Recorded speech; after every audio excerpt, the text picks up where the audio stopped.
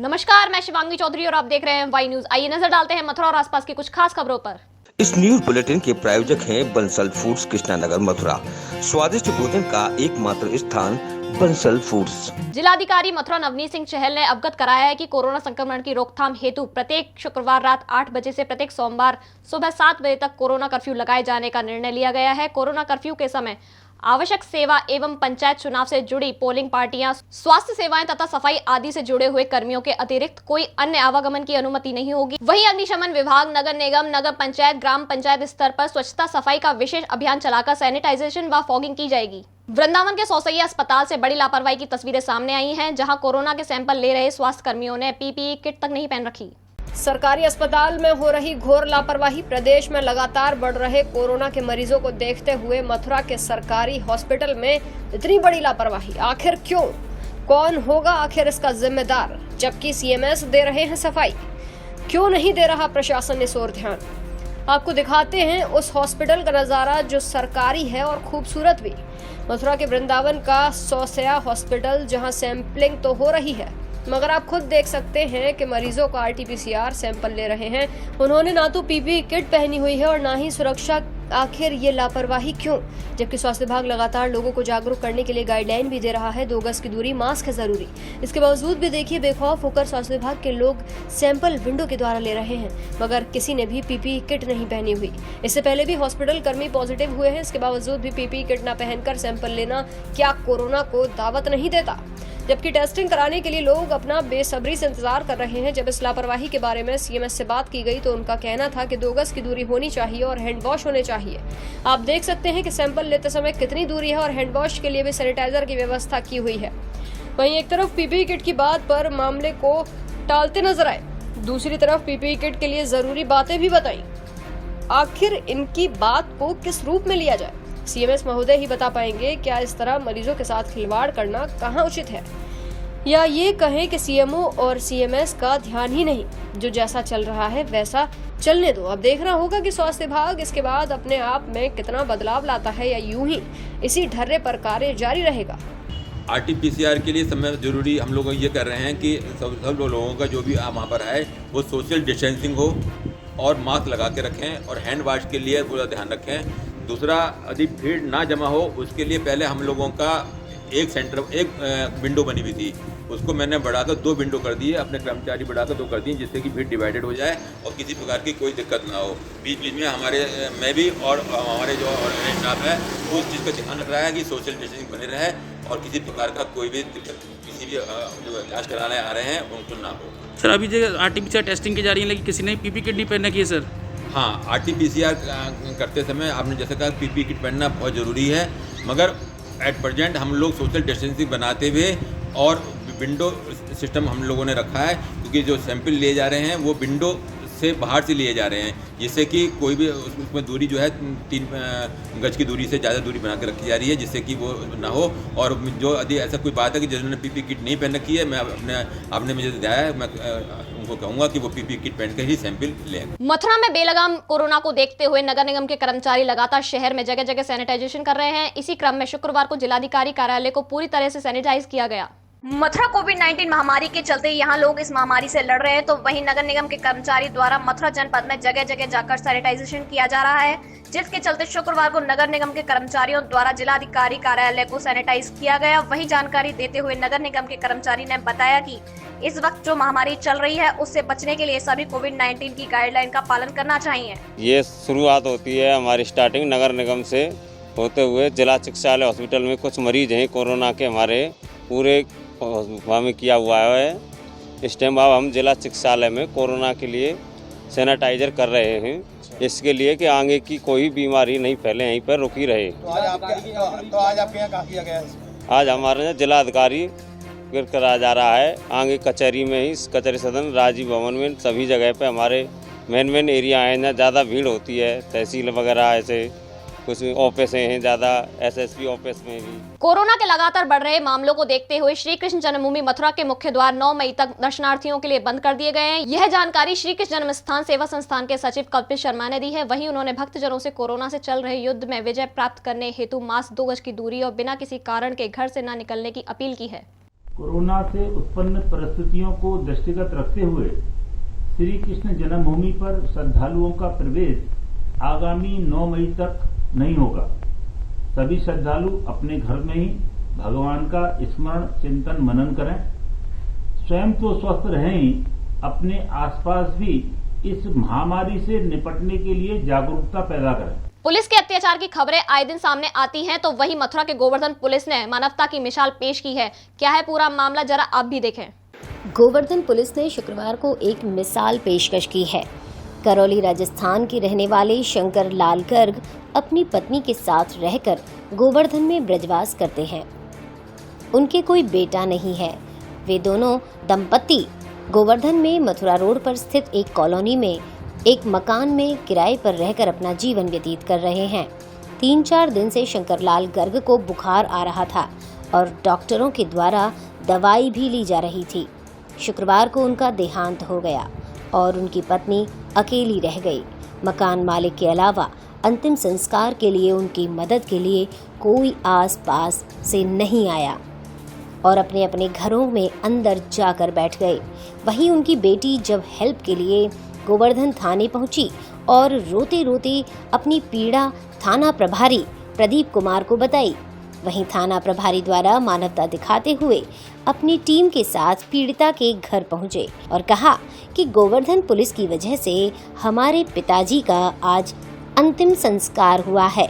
मेरे ससुर साहब। अच्छा, क्या हो गया था उनको अचानक? बुखार, तबीयत खराब हो गई थी। अच्छा, अचानक। अच्छा, तो पुलिस ने यहाँ ये जो मानवता की दिखाई है, अड़ोसी पड़ोसी नहीं आए? हाँ, नहीं, कोई नहीं आया। तो क्या कहना? पुलिस के पास गया था मैं तो पहले मैं जानता नहीं किसी को, तो मैं तो किसी को जानता भी नहीं। दूसरे मकान मालिक जरूर हेल्प कर रहे थे, मुझे कोई अड़ोस पड़ोस रहता भी नहीं है। अच्छा, पुलिस ने इस तरीके से जो है एक हेल्प की है। क्या कहेंगे? बहुत अच्छी हेल्प करी है। बहुत अच्छा बोले, बहुत अच्छे 3 घंटे से परेशान हुई थी मेरी पत्नी। बहुत अच्छे से हमें ट्रीट किया। तो एक बार हम गए, उन्होंने पूरी हेल्प करी हम बहुत आभारी हैं। यहाँ रुकेंगे एक छोटे से ब्रेक के लिए।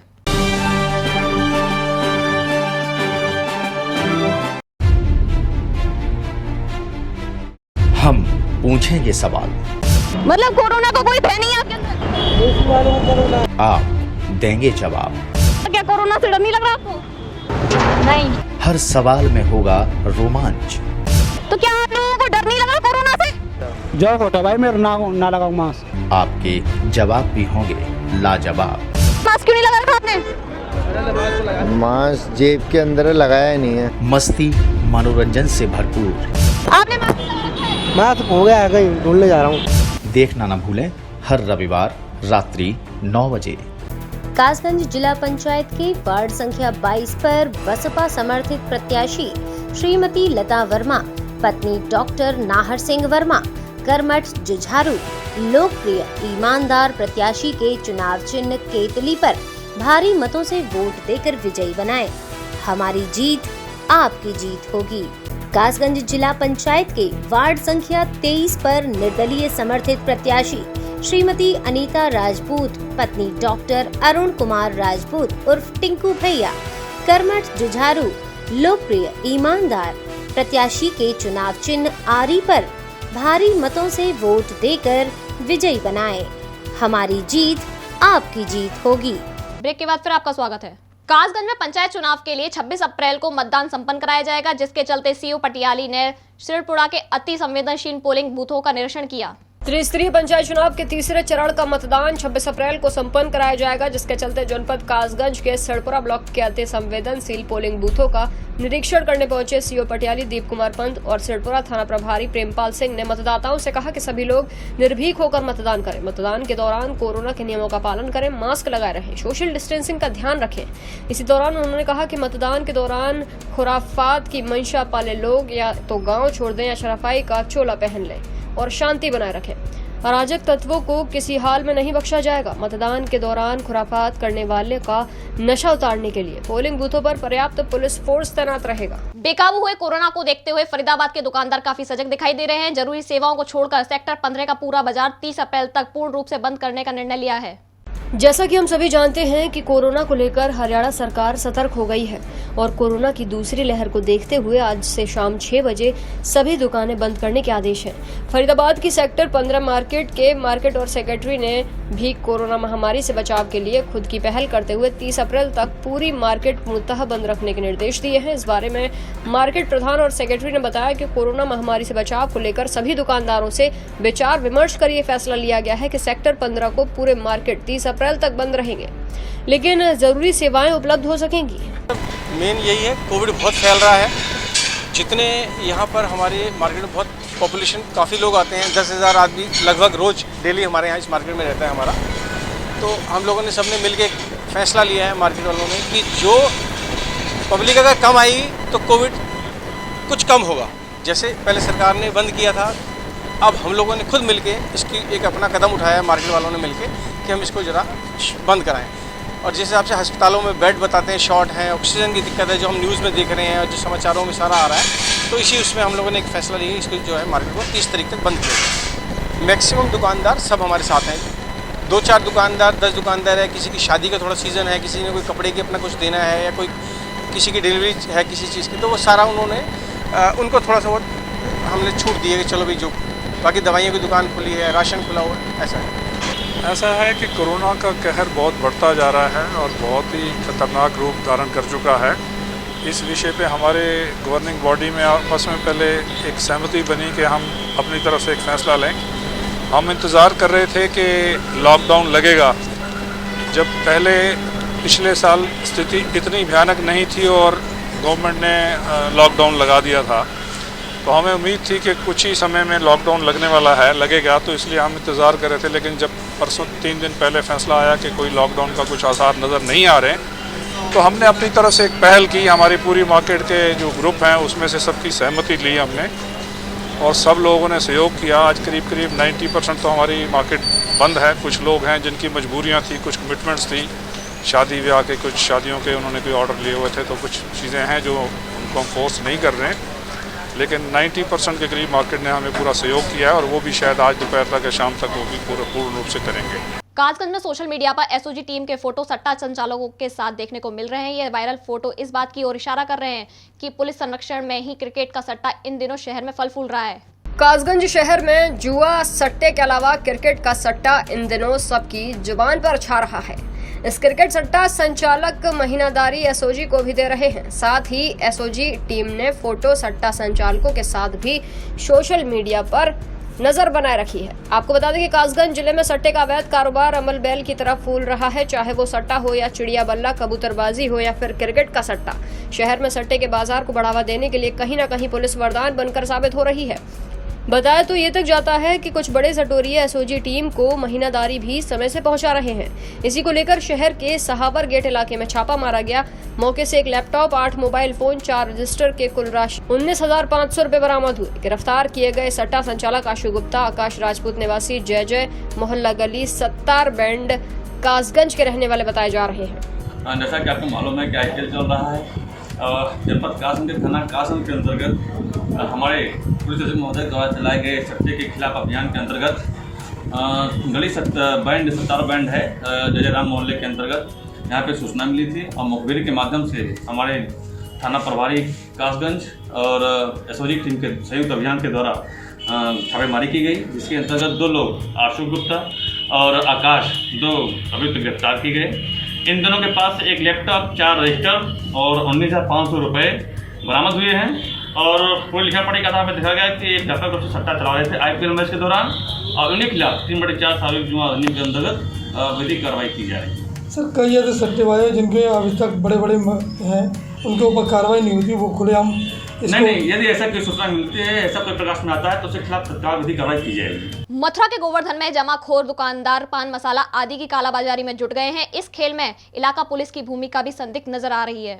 गोवर्धन में शुक्रवार को सरस्वती रोड स्थित हुकुम अग्रवाल हाथीवाले के गोदाम से गुटखा, तंबाकू, बीड़ी, सिगरेट, सुपारी की कालाबाजारी पुलिस मौजूदगी में की गई। गोदाम के सामने ग्रामीण क्षेत्रों से गुटखा, बीड़ी खरीदने आए ग्राहकों की वहां भीड़ लग गई। एक ग्राहक ने वहां विरोध कर दिया। उसका आरोप था कि गोल्ड मोहर के साथ गोदाम से एक्सपायर सुपारी के पैकेट जबरन दिए जा रहे हैं। इसकी सूचना एसडीएम राहुल यादव को दी गई। एसडीएम के निर्देश पर नायब तहसीलदार विजय श्याम गुटखा गोदाम पहुंचे। उन्हें देख वहां लगी भीड़ तितर बितर हो गई। गोदाम संचालक हुकुम अग्रवाल उर्फ नया बनिया गोदाम का शटर लगाकर भाग निकला। फरीदाबाद के अस्पतालों में समय पर ऑक्सीजन पहुंचाने की जिम्मेदारी अब पुलिस ने अपने कंधों पर ले ली है। पुलिस की गाड़ी पायलटिंग करते हुए अब ऑक्सीजन हॉस्पिटल तक पहुंचा रही है। फरीदाबाद में अस्पतालों में समय पर ऑक्सीजन का जिम्मा अब पुलिस ने ले लिया है, जिसके चलते पुलिस ने ग्रीन कॉरिडोर बनाया है। पुलिस अधिकारी विजय सिंह ने बताया कि ऑक्सीजन की हॉस्पिटल को सप्लाई को लेकर पुलिस द्वारा ग्रीन कॉरिडोर बनाया गया है, जिसके तहत फैक्ट्री में ऑक्सीजन की प्रत्येक गाड़ी के आगे पुलिस की जिप्सी चलती है, ताकि रास्ते में बिना किसी रुकावट के समय पर अस्पतालों तक ऑक्सीजन पहुंच सके। उन्होंने बताया कि अब तक कई हॉस्पिटलों में बिना रुकावट के ऑक्सीजन पहुंचा चुके हैं। ग्रीन डोर बना के सभी PCR लगा दिए कि गाड़ी के साथ सभी हॉस्पिटलों में पहुंचाया जाएगा। अभी हम मेट्रो में, QRG में और अपने इसमें सेक्टर 18 में इनमें हम देख आ रहे हैं। अभी कितनी मदद मिलेगी इस ग्रीन डोर से? ये मदद मिल जाएगी, कहीं के रास्ते में गाड़ी नहीं रुकेगी, रुकावट नहीं मिलेगी, जल्दी से जल्दी पहुंच जाएंगे। वरिष्ठ पुलिस अधीक्षक कार्यालय पहुंचा ये अजय नगर कॉलोनी थाना हाईवे क्षेत्र का रहने वाला राकेश शर्मा है। राकेश शर्मा की माने तो उसका छोटा भाई कन्हैया शर्मा 8 मार्च को घर से निकला था, जिसके बाद उन्होंने काफी तलाश की लेकिन कहीं भी पता नहीं चल सका। वहीं 4 दिन बाद उनको पता चला कि 9 तारीख को उसके भाई का शव रेलवे ट्रैक पर मिला था। पीड़ित परिजनों ने नामजद लोगों पर अपने भाई की हत्या कर शव फेंके जाने का आरोप लगाते हुए मुकदमा दर्ज करा दिया, क्योंकि परिजनों का आरोप है कि 8 मार्च को उसके भाई के दोस्त ही उसको घर से बुलाकर ले गए थे। उनको शक है कि उनके दोस्त ने ही उनके भाई की हत्या की है। पुलिस इस मामले में कोई भी कार्रवाई नहीं कर रही है, तभी से पीड़ित परिवार हत्यारों को सजा दिलाने के लिए दर-दर की ठोकरें खाने को मजबूर हैं। एक बार फिर से पीड़ित परिवार न्याय की आस में मथुरा के वरिष्ठ पुलिस अधीक्षक कार्यालय पहुंचा, जहां उसने CEO रिफाइनरी अभिषेक तिवारी से मुलाकात कर न्याय की गुहार लगाई है। 4-5 बार आ चुका हूँ, मेरी कोई दर भटक के कोई कार्रवाई नहीं हो रही है। मुझे ये आश्वासन दिया जा रहा है कि अब करेंगे। अभी तक मुलजमों की कोई उधार नहीं हुई है। मेरे भाई का मर्डर हुआ है। कब हुआ था, क्या घटना थी? ये 12 मार्च को डेड बॉडी मिली थी हमको, मोर्चरी पर रखी हुई। अच्छा, कब निकला था? ये 8 मार्च को निकला था घर से 10 बजे करीब। कहाँ से निकला? ये इनके साथ निकला है, जो उनके नाम लिखे हुए इनके साथ निकला था। बजा जाने के गुमन की आ रहे हैं, फिर लौटा नहीं हूँ।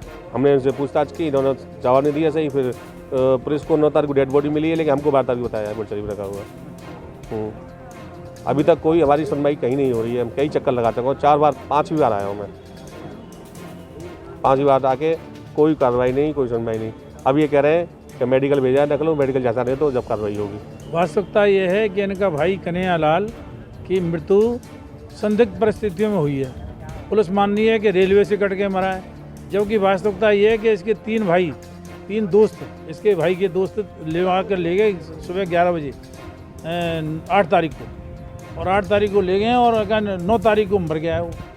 और जब 11 तारीख को उनको खबर मिली है, 12 को खबर मिली है कि आपका भाई मर चुका है और पोस्टमार्टम में उसकी लाश पड़ी है। मैं ये चाहता हूँ कि पुलिस क्या कर रही है। FIR हो गई, अभी तक कोई गिरफ्तारी नहीं हुई, न कोई कार्रवाई हुई, न ये गरीबों के समय कैसा अन्याय हो रहा है। फिलहाल इस बुलेटिन में इतना ही। देखते रहें वाई न्यूज़। नमस्कार।